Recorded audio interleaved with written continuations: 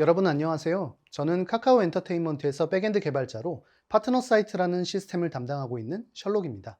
이 세션에서는 레거시 서버를 도메인 드리븐 디자인에 적용하여 마이크로 서비스 아키텍처로 개편하였던 경험을 공유해 보려고 합니다. 도메인 드리븐 디자인, DDD란 무엇인지, 왜 DDD를 선택했는지, 그리고 어떻게 적용했는지, 이 DDD에 대한 아키텍처와 간단한 코드 예시를 통해 이야기를 해보겠습니다. 도메인 드리븐 디자인에 대해 이야기하기 전에 잠깐 배경에 대해 설명을 드리겠습니다. 파트너 사이트는 카카오 페이지 앱에서 제공되는 모든 컨텐츠에 대한 관리 및 그에 따른 기능 등을 제공하고 있는데요. CP, 컨텐츠 프로바이더라고 부르는 출판사나 제작사 등에서 직접 이 파트너 사이트를 사용하여 컨텐츠의 생성, 업로드 등을 진행하고 작품에 대한 메타 정보와 판매 상태 등을 관리하게 됩니다. 추가적으로 판매에 따른 정산이나 통계 정보를 간략하게 제공하여 CP들이 조회할 수도 있습니다. 많은 레거시 시스템이 그렇듯이 기존 파트너 사이트 역시 모놀리식하게 구성되어 있었고요. 이 오래된 시스템들이 필연적으로 가지고 있는 기술 부채, 리소스 관리, 유지 보수 등의 어려움이 쌓여가면서 MSA로의 전환을 고려하게 되었습니다. 그리고 그 설계는 도메인을 중심으로 진행하게 되었고요. 그렇다면 도메인 드리븐 디자인, 도메인 주도 설계란 과연 무엇일까요? 각각의 기능적인 문제의 영역들을 정의하는 도메인과 그 도메인을 사용하는 비즈니스 로직을 중심으로 설계를 하는 것을 말하는데요. 이러한 방식에는 몇 가지 특징이 있습니다. 데이터 중심이 아닌 도메인의 모델과 로직에 집중하는 것입니다. 두 번째는 동일한 표현과 단어로 구성된 단일화된 언어 체계를 사용한다는 것인데요. 유비쿼터스 랭귀지, 보편화된 언어, 짧게 얘기하면 업무 용어를 통일하는 거예요. 분석 작업과 설계, 그리고 구현에 이르기까지 통일된 방식으로 커뮤니케이션 하는 것을 말합니다. 개발단뿐만이 아니라 기획과 개발, 사업까지 전체적인 팀 내부에서 단일화된 커뮤니케이션 방식을 이야기하고 있어요. 세 번째로는 소프트웨어 엔티티와 도메인 간 개념의 일치인데요. 분석 모델과 설계가 다르고 그것과 코드가 다른 구조가 아니라 도메인 모델부터 코드까지 항상 함께 움직이는 구조의 모델을 지향하고 있습니다. 이러한 디자인 방식은 여러분들이 잘 아시는 테스트 중심의 TDD 혹은 행위 중심의 BDD도 있는데요. 저희는 왜 TDD나 BDD 대신 이 도메인 드리븐 디자인을 사용했을까요? 지금 보시는 다이어그램은 TDD와 BDD 그리고 DDD에 대한 접근 방식을 간략하게 보여주는 다이어그램이에요. 반복적인 설계 수정과 테스트 자동화 케이스로 하나씩 쌓아나가는 TDD가 있고 비즈니스의 협업 중심으로 이루어지면서 테스트 자동화를 가져가는 BDD가 있습니다. 하지만 저희는 DDD를 선택했는데 그 이유는 파트너 사이트는 레거시 서버로서 이미 큰 틀과 검증된 플로우가 존재하고 있었고요. 이것을 전체적으로 한 번에 갈아엎는 빅뱅 방식 대신 필요한 기능 등을 조금씩 구별하고 그것에 대해 필터링하여 개선하는 점진적인 향상을 선택했기 때문입니다. 저희가 프로젝트를 진행하다 보면 항상 마주치는 두 가지 문제가 있죠. 사람이 없어요, 혹은 시간이 없어요. 이러한 부분에 대해서 리소스 등을 조금 더 유연하게 가동하고자 레거시와 신규 서버를 동시 가동하게 하였고, 그래서 DDD를 선택하게 되었습니다. 도메인 주도 디자인을 가지고 구현하기로 결정을 했으니 이 DDD를 구현하기 위해서 선행해야 될 작업들이 있었는데요. DDD에서 중요한 개념 세 가지가 존재하는데요. 첫 번째는 바운디드 컨텍스트, 범위를 구분해 놓은 하위 도메인 개념이라는 바운디드 컨텍스트가 있고요. 두 번째로는 그 바운디드 컨텍스트 간의 관계를 보여주는 컨텍스트 맵이 존재합니다. 그리고 마지막으로 어그리게이트라고 하는 데이터 변경 단위, 일종의 라이프 사이클이 같은 도메인들을 한데 모아놓은 집합이라고 봅니다. 조금 전에 말씀드렸던 파트너 사이트를 예로 한번 들어볼게요. 파트너 사이트에서 제공하는 기능 영역들은 다음과 같습니다. 유저, 인증, 컨텐츠 제작, 메타 정보 관리, 판매 등 이렇게 다양한 영역들을 가지고 각 영역들을 분류하여 서로에 대한 의존성을 줄이기 위해 일종의 경계를 구성하게 되고요. 이렇게 구성해 놓은 경계를 보시면 알겠지만 범위를 구분해 놓은 하위 도메인 개념이라고 말씀드렸던 바운디드 컨텍스트처럼 MSA상 각각의 서비스로 나뉘게 됩니다. 즉 서로 데이터의 조회 등을 위해서는 API를 사용하여 통신하게 하면서 각 도메인을 철저하게 분리하게 되는 거죠. 그리고 이렇게 정해진 바운디드 컨텍스트를 기반으로 서로의 관계를 보여주는 컨텍스트 맵은 다음과 같습니다. 이렇게 컨텍스트 맵을 구성하여 업스트림과 다운스트림을 한눈에 볼 수 있게 하였고 전체적인 흐름을 예상할 수 있도록 하였습니다. 이 컨텍스트 맵을 가지고 서비스를 각각 구현을 하게 될 때 그 서비스들이 가지고 있는 많은 객체들을 그대로 사용하는 것은 의미가 없기 때문에 각 도메인 영역을 대표하는 도메인 객체들의 집합을 설계를 하게 되었고 이것을 DDD에서는 어그리게이트라고 합니다. 지금 보시는 예시는 비디오 프로덕트라는 어그리게이트예요. 이 어그리게이트의 특징은 두 가지가 있는데요. 처음에 말씀드렸던 데이터의 변경 단위라는 것과 어그리게이트에 대한 접근은 루트 엔티티를 통해서만 가능하다라는 부분입니다. 라이프 사이클이 비슷한 도메인들을 한데 몰아넣은 집합이니만큼 모든 CRUD는 루트 엔티티를 통해 수행될 때 그 내부의 모든 데이터에도 영향을 미치게 되고요. 이 어그리게이트 내부에 대한 영향을 미치게 되는 부분은 오로지 루트 엔티티를 통해서만 접근이 가능한 부분입니다. 비디오 프로덕트 내부에 있는 인코딩 정보와 인코딩 파일에 대한 정보는 개별적으로 접근이 불가능하고 오로지 비디오 프로덕트를 통해서만 접근하고 수정하고 삭제할 수 있는 상황이에요. 이렇게 어그리게이트를 구성하게 되면 개별 객체들의 상호작용보다는 객체들 사이의 관계를 조금 더 넓은 시야로 바라볼 수 있게 되는데요. 제약사항들을 하나의 맥락으로 관리하게 되고 어그리게이트들의 관계를 봄으로써 조금 더 비즈니스 로직에 집중할 수 있게 됩니다. 예를 들어 상품 관리 서비스라는 바운디드 컨텍스트 내부에는 여러 개의 어그리게이트들이 존재하게 돼요. 방금 전 보셨던 비디오 프로덕트라는 어그리게이트 또는 이미지 프로덕트라는 어그리게이트도 존재를 할 거고요. 이것들은 상품 관리 서비스 내부의 작품 어그리게이트와 연결돼서 상품 관리 시에 사용을 하게 됩니다. 지금까지 이 DDD에 관한 개념과 약간의 예시를 통해 간략하게 정의를 해보았는데요. 그렇다면 이 개념을 가지고 실제로 저희가 설계를 어떤 식으로 했는지를 보여드릴 거예요. 그 전에 DDD의 대표적인 아키텍처는 이렇게 세 가지가 있습니다. 레이어드 아키텍처, 클린 아키텍처, 그리고 헥사고널 아키텍처예요. 계층형 아키텍처는 보통 그림과 같이 네 가지 계층으로 구성이 돼요.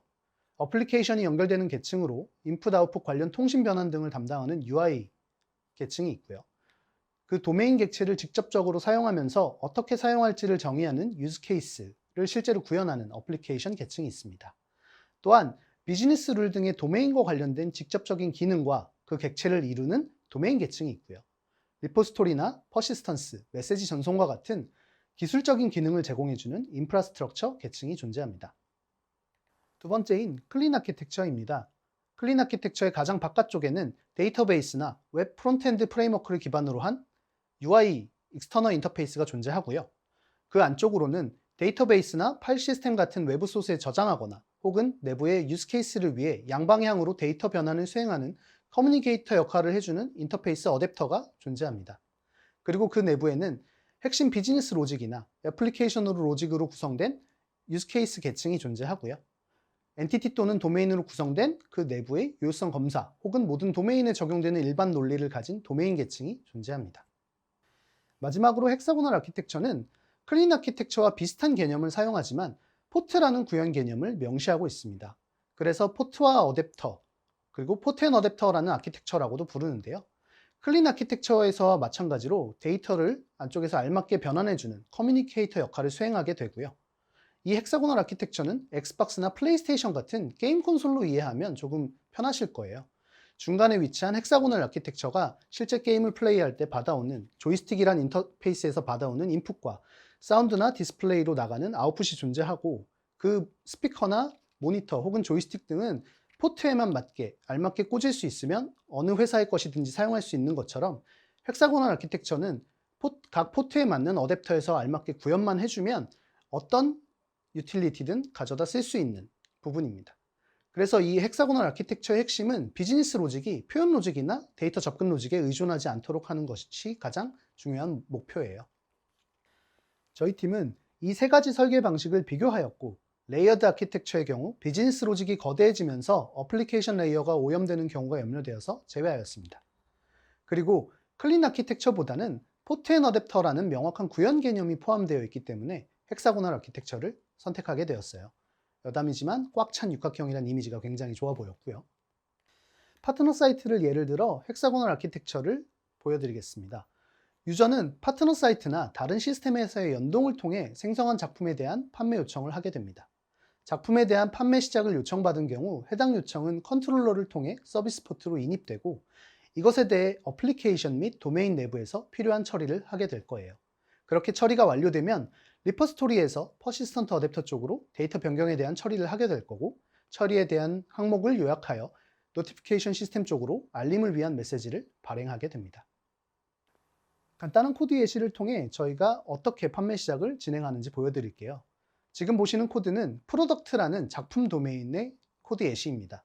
이 프로덕트 도메인 안에는 작품에 대한 판매 정보와 작품의 메타 정보, 그리고 작품이 가진 컨텐츠 파일 정보들이 있게 될 거예요. 또한 내부에서 작품을 판매 시작할 경우 필요한 유효성 검사와 그 판매 시작 날짜에 대한 처리할 수 있도록 관련 기능이 같이 들어가 있습니다. 이것을 도메인 로직이라고 정의하고요.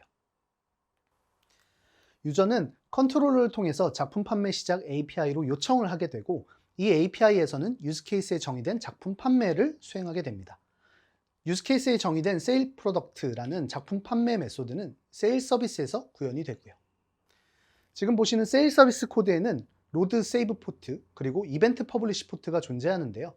작품을 판매할 때 조회를 하기 위해 로드 포트에서의 로드 프로덕트 기능을 수행하고, 그렇게 조회한 프로덕트에 대한 데이터 수정이 이루어지면 세이브 포트, 그리고 마지막으로 정리된 내용을 요약해서 알림 시스템으로의 메시지 전송을 위한 이벤트 퍼블리시 포트를 사용하게 됩니다.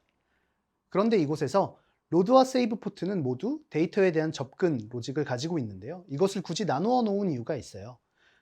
CRUD 중 리드를 조회를 제외한 나머지는 세이브 포트로 가고 있고, 이것은 CQRS 패턴, 커맨드와 쿼리 책임을 분리하기 위해서였기도 하고요. 추후에는 조회 성능 개선을 위해서 아마존 SQS나 RabbitMQ 등을 사용하여 조회를 이벤트 드리븐 형식으로 바꾸려는 계획을 가지고 있기 때문이에요. 로드 포트와 세이브 포트는 퍼시스턴트 어댑터에서 구현이 됩니다. 이 퍼시스턴트 어댑터에서는 로드 프로덕트와 세이브 포트라는 데이터 접근 그리고 데이터 조회와 저장을 구현을 하게 되는데요. 다만 이곳에서 한 가지 추가적으로 구현이 필요한 부분이 매퍼라는 부분이에요. 프로덕트라는 도메인을 JPA 엔티티로 혹은 JPA 엔티티를 프로덕트라는 도메인으로 변경을 해주어야 하는데요. 이것은 앞선에서의 비디오 프로덕트라는 어그리게이트 예시를 보셨다시피 하나의 어그리게이트는 여러 개의 테이블 혹은 데이터랑 연관이 있을 수도 있기 때문에 각각의 데이터를 하나의 도메인 집합으로 만들어줄 때 변환하는 방식이 필요합니다. 보시는 코드는 매퍼에 대한 간단한 예시예요. 도메인 엔티티를 JPA 엔티티로 혹은 JPA 엔티티를 도메인 엔티티로 변환해주는 매퍼입니다. 저희 팀은 이런 식으로 코드를 구성하면서 각각에 대한 유스케이스 그리고 포트들을 정리했고요. 또한 도메인과 거기에 따른 매퍼들을 다 구현을 하여 아키텍처를 완성하였습니다. 이렇게 DDD를 적용하고 아키텍처를 깨끗하게 개편하였으니까 모두 해결이 되었을까요? 흔히들 은총알은 없다라고 하죠. 설계를 이렇게 적용하였지만 당연히 장점만큼 단점도 존재합니다.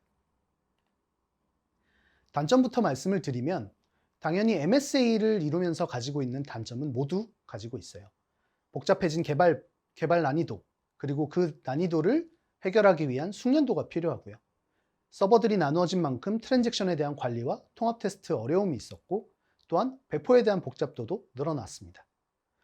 뿐만 아니라 헥사고널 아키텍처를 구현하면서 생겼던 매퍼 같은, 방금 전 보셨던 매퍼와 같은 도메인을 사용하기 위해 별도로 구현되는 코드들이 추가로 필요했고요. 아무래도 가장 중요하겠지만 DDD, 도메인 드리븐 디자인이니만큼 도메인에 대한 높은 이해도가 필요했어요. 거기에 드는 시간도 당연히 늘어났고요. 그런 단점들만큼 장점도 많았는데요. 보편적인 언어 사용에 따른 빠른 커뮤니케이션이 가능해졌어요. 기존 개발에서 사용하던 데이터 중심의 명칭들과 그리고 UI나 앱 등에서 사용했던 기획과 사업이 사용했던 그 언어들 간에는 서로 큰 차이가 있었는데, 이것을 업무 용어를 통일하면서 서로 간의 이해도와 비즈니스 로직을 하나로 통일할 수 있었어요. 그리고 도메인 간의 관계가 복잡했던 것들을 어그리게이트 등을 사용하면서 한 번에 큰 틀의 정리를 가능하게 했고요. 또한 그렇게 정리된 도메인 간의 분리를 이루면서 유지보수에 대한 편의성과 새로운 기능이나 요구사항에 대한 유연성도 갖추게 되었습니다. 이렇게 시스템적인 장점들 뿐만 아니라 이걸 실제 코드를 구현하는 개발자 측면에서 보자면 어그리게이트 사용으로 인한 도메인이 캡슐화가 자동으로 진행되었습니다. 앞선에서의 비디오 프로덕트 같은 어그리게이트를 보시면 인코딩 정보와 인코딩된 파일 정보에 대한 접근을 위해서는 루트 엔티티를 통해서만 접근이 가능해졌기 때문에 자동적으로 그 내부의 밸류 오브젝트, 엔티티, 도메인 등에 대해서는 캡슐화가 진행되어 접근이 쉬워지지 않았고요. 유즈케이스나 포트 사용 등으로 의존도를 낮추었고, 도메인 로직과 서비스 로직을 필요한 곳에 모아서 사용했기 때문에 응집도를 높이게 되었어요. 그렇게 되면서 비즈니스 로직에 조금 더 개발자가 집중하게 되고 코드에 대한 가독성을 많이 높였습니다. 이렇게 지금까지 DDD가 무엇인지, 왜 저희가 이 DDD를 사용했는지, 어떻게 사용했는지 등을 여러분들께 공유해 드렸고, 어떤 아키텍처를 어떤 식으로 사용했는지도 보여드렸는데요.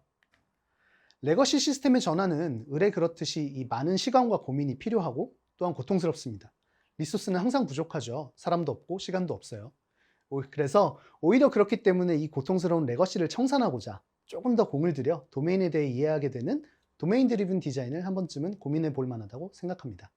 감사합니다.